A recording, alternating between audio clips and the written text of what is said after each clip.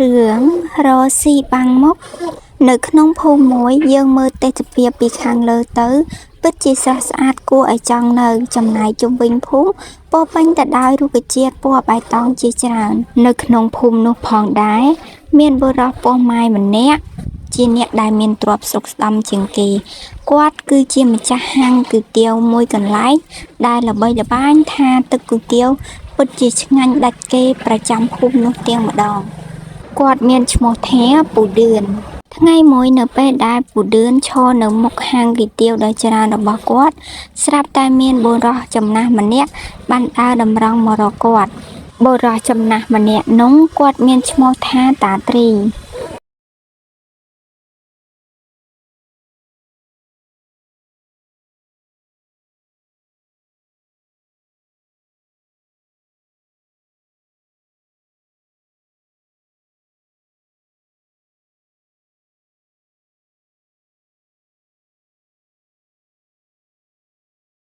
អូសួស្ដីតាត្រី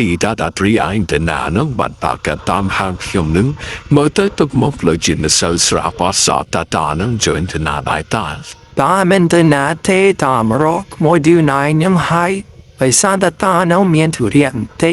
គឺថាតានឹងមានគោបាយមួយចង់មកលក់ឲ្យពូឌឺណៃនឹង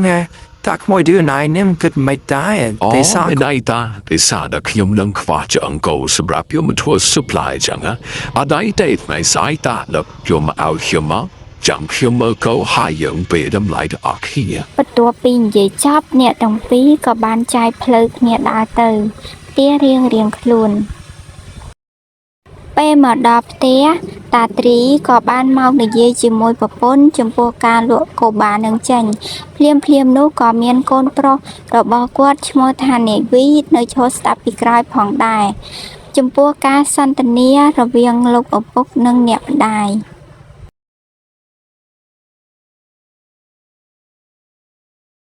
ម៉ៃប៊ីអើយលេសាតាសុខភាពឯងដូចជាមិនសូវធូរស្បើយសោះចង់គ្នាមិនដឹងជីតរលុយណាយមកព្យាបាលឯងទេណាមួយគ្នាក៏ចាស់ឯងក៏ចាស់លុយយកគ្មានសងខ្លួនហើយណាម្ល៉េះទេឯងលេសាតាគ្នានឹងអាចទួមទៅជាមួយជុំកនៃនេះបាលេសាតាមលោកចាស់នឹងវាមិននឹងហើយវាតែតែមានឈឺខ្លាអីខ្លានឹងហើយឯងកុំក៏ច្រឡំអីយើងក៏តែពីរឯងក៏តែវិធកាទៅសាយនេះគ្នាយកកូបាម្នេះតែជាគេណៃអពុំម៉ៃយកទៅលក់ហើយសម្រាប់យកលុយទៅមកមើលឯណែលេសាតាពេលនេះយើងពិតជាចាច្រកខ្លាំងមែនទែនមិនដឹងថាទៅដល់លុយណាយកមកព្យាបាលឯនោះទេមានតែធ្វើពិធីមកនេះឯងបន្ទាប់ពីនិយាយចប់អ្នកទាំងពីរក៏ឈរសម្លឹងមុខទាំងគ្នាទាំងមុខក្រៀមក្រំដោយសារតែកូបានឹងជាគេអំណាចរបស់ដូនតាពួកគេមិនចង់លក់ឡើយចំណែកនេវីដែលឈរនៅពីក្រោយបានត្រឹមតែសោកស្ដាយចំពោះកូននោះដែលខ្លួននឹងគ្មានលទ្ធភាពសម្រាប់ជួយគ្រួសារបានភ្លាមនោះរ៉ាវីក៏បានគិតថានៅព្រឹកស្អែកនេះខ្លួននឹងតាមឪពុកទៅមើលគោនឹងដើម្បីនិយាយជាមួយម្ចាស់គោកុំឲ្យកាប់ខ្លួននឹងទៅរកលុយដើម្បីមកសងលុះយកគោនឹងវិញ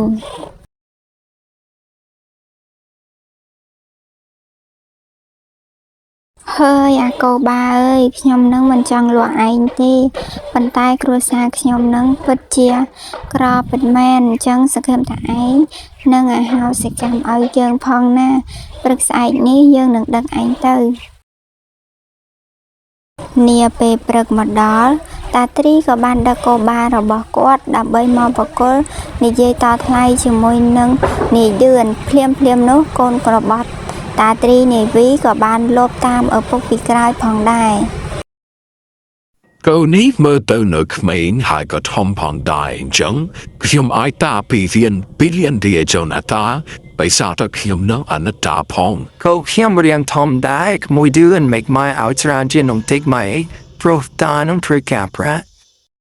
អញ្ចឹងខ្ញុំមកពីញ៉ាំដល់មិនជូណាតាអញ្ចឹងសម្រាប់ថាតាមនោះជូណាឥឡូវតាទទួលយកFratនេះទីជោខ្ញុំបកឲ្យតាហើយនេះតាយកជោហើយយកទៅចាប់ចាយតាមនឹងប្រតិបត្តិរបស់តាជោអរគុណហើយណាស់មួយឌឿនគេថាលោកលបាណា มันไออาร์กตุยเตะเธอแต่มิงกตุยจังตาเดสันไฮ បន្ទាប់ពីនិយាយចប់តាត្រីក៏បានដើរចាក់ចេញទៅចំណែកកូនប្រុសតាត្រីនៅឈររីងរស់នឹងដើមឈើនឹងឯងនេវីបន្ទាប់ពីនឹងមិនបានចូលទៅនិយាយជាមួយនាយឌឿនទេបែរជាមកអង្គុយគិតថានាយឌឿននៅក្មេងសោះហេតុអីបានតមានអាជីវកម្មផ្ទាល់ខ្លួនមានលុយច្រើនហើយក៏ជាអ្នកមានដាច់នៅក្នុងភូមិនេះទៀតផងតើគេនឹងរកស៊ីអ្វីខ្លួនគួរតែទៅលួចក្បួនរកស៊ីពីនាយឌឿនឲ្យមើលទៅដល់ពីនិយាយចប់នាវីក៏បានដើរត្រឡប់ទៅផ្ទះវិញតែចៃដន្យអីនៅពេលដែលមកតាមផ្លូវគាត់ក៏បានជួបជាមួយនឹងនាយឌឿននិងប៉ាពួក Trước đã nấu khía tới nà, hai chúng bỏ rưu ní phụ anh pro bất mà ai chết anh pro đăng tha, bỏ rưu ní bài thliê anh bà trừ ọc chỉ bút hỏng đại. Vì thế, anh pro thật lìa ai chết, hai chúng bỏ rưu lưới, dù nên ai còn trả và dùng dỗ thái, mày ra bỏ hai mà thàn tiệp lưu nào. បន្ទាប់ពីឃើញសកម្មភាពទាំងអស់ហ្នឹងនាវីកាន់តែឆ្ងល់ទៀតតើហេតុអីបានតែនាយឌឿនមកនៅក្នុងព្រៃស្ងាត់បែបនេះហើយថែមទាំងមានការជួញដូរវលីគ្នាទៅវិញទៅមកទៀតតើក្នុងវលីហ្នឹងមានអីគេទៅពេលរៀនល្ងាចបន្តិចនាយឌឿនក៏បានដើរកាន់វលីធម្មតាដើម្បីត្រឡប់ទៅផ្ទះវិញចំណែកនាយវីគឺខំរត់តាមពីក្រោយបែបស្ងាត់ដើម្បីចង់ស្គាល់ផ្ទះរបស់នាយឌឿនថាតើផ្ទះនាយឌឿនហ្នឹងគេរកស៊ីអីមិនបានញ៉ាំហើយណាមួយចម្ងល់មួយទៀតតាក់ទងជាមួយនឹងកាបូបនឹងតើមានអីនៅក្នុងកាបូបនឹងនាពេលប្រលប់មកដល់នាយឌឿនក៏បានចូលទៅអង្គុយនៅលើគ្រែភ្លាមនោះគាត់ក៏បាននិយាយថា Ao phụ anh ọt sụp ọt phụ tiểu dấu mịch bàn và nước nông của tiểu nút, dấu đã sự đẹp nam ở ninh châu tàu, nam ở nâng bưu chỉ vào phết cửu nghiên ở phải đại phụ anh. Sĩ tàu đâm bông viện phụ phụ anh mình gặp làng khăn, hai ngày grau tờ lọ phụ anh ở trợt sọt và nam đầm đầm tích, rồi hốt lọ phụ anh ọt dê linh bàn, mình bó bà thiết phụ anh chua đầm. But if me dấu nên dấu thật là phai em tít. លុះព្រឹកឡើងនាយឌឿនមកអង្គុយមើលចុងភៅធ្វើម្ហូបទាំងព្រឹកបន្ទាប់ពីចុងភៅនឹងដើរចេញទៅនាយឌឿនហក់យ៉ាងលឿនទៅកន្លែងឆ្នាំងរបស់ស៊ុបបន្ទាប់មកគាត់ក៏បានដាក់ថ្នាំនឹងចូលទៅក្នុងស៊ុបហើយក៏បានដើរចេញទៅជាមួយនឹងចុងភៅ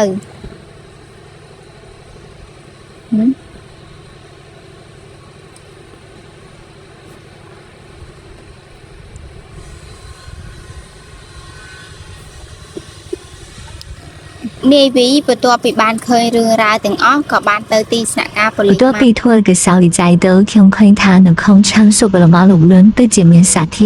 年满将轻松加路伦的报复厉害。 បន្ទាប់ពីប៉ូលីសចាប់នាយឌឿនទៅហាងរបស់នាយឌឿនទាំងអស់ត្រូវប្រកល់ទៅឲ្យនាយវីគ្រប់គ្រងទាំងអស់ដោយសារនាយឌឿនគ្មានសាច់ញាតិឬកូនឡើយរឿងនឹងចាប់ប៉ុណ្ណឹង